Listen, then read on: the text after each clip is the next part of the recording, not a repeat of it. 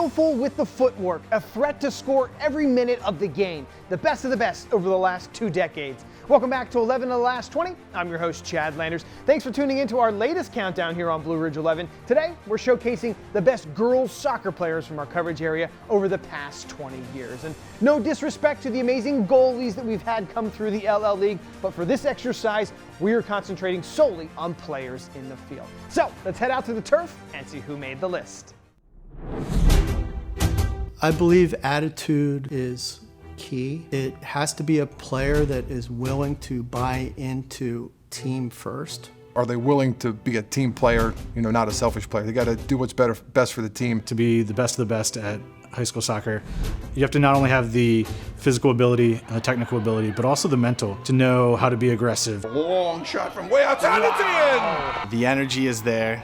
They are coachable, but I do also like kids that are willing to challenge. Has to be a player that is willing to work, and realize that the dividends don't get paid until later down the road. Oh, it's in! Yep, there it is, the equalizer. Just calmness on the ball. That's kind of the first thing of knowing and having the confidence that when I receive the ball, I'm going to be able to do with it what needs to be done given the situation. The ability to read the game, to know where the ball is going to be before it's there, and to be one step ahead of the competition. Soccer's a pretty creative sport, so I don't want everything to just be 100% exactly what I say all the time. I want to see them trying new things and finding new ways to be successful. It's in the net! And having that first touch, and that all comes, I think, from that confidence. If you have that good first touch, you can use your speed, or you can find the right pass, or you can make a move and get off a shot that produces a goal. I think that just a player buying into a culture of, I never felt that everyone had to be everyone's best buddy, but when you stepped onto the field, you were a team. So just a player buying into a culture of being progressive, that's what's needed. Number 11, Warwick's Kristin Harris, All-State 2-sport star for the Warriors. Kristin, in addition to just being a great athlete, Kristin was a tremendous leader. A 2-sport star at Warwick in field hockey and soccer. I had the privilege of coaching Kristin 1 year on a Lanco club team. I want to remember, very fast and very technical. She would get a ball, take one touch, get around you, and she was going to goal. I say one thing you could say about Kristin Harris is tenacity. And when you watch her on the field, all of those field hockey skills and the ideas of staying in your lane, playing in your position, looking for a pass, running for the open field, you can see on the soccer field as well. I think playing field hockey also carried over to her soccer because very hard worker, very determined player. I would say her ball handling skills are one of those secret hidden gems. I watched her turn a ball one time, coming straight at her, trap it, serve it to herself, and take off running. Boy, it's a nice move by Kristin Harris. And those sorts of skills, they happen in a game and you don't even realize you can do them. It's in! Yep, there it is. Harris going down the near sideline, a beautiful centering pass. A talented player like her, it's so fun to watch. I remember in 1999, Warwick had a new coach, Mike Logan, and they came in and they just seemed to raise their play. And Kristin was a big part of that. She could do so many great things on the field. She could score, she could set teammates up, she was an inspirational leader. And they went on to win the Section 1 championship. And you have it. The Lancaster Lebanon League Girls Soccer Championship belongs to the Warwick Warriors. And went on to win that league championship in '99. So it was really a memorable year for both Kristin and Warwick.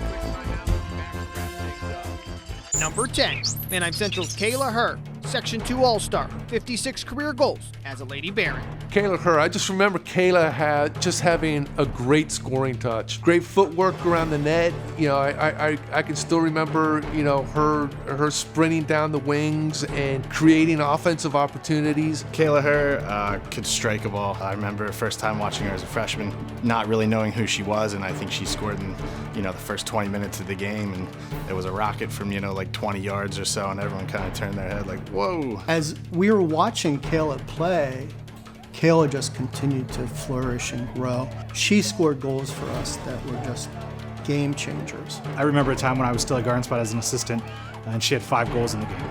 She scored in the first minute, the 10th minute, and you knew at that point that it was over. And she always looked for that killer point in the game where she could put that game away as early as possible. The Sweet 16 of states, we're playing against the team, Juniata, that had only like 4 goals scored against them and probably 70 or 75 goals at the time. We're considered a powerhouse. Kayla scored both goals against them, right? And they were downright.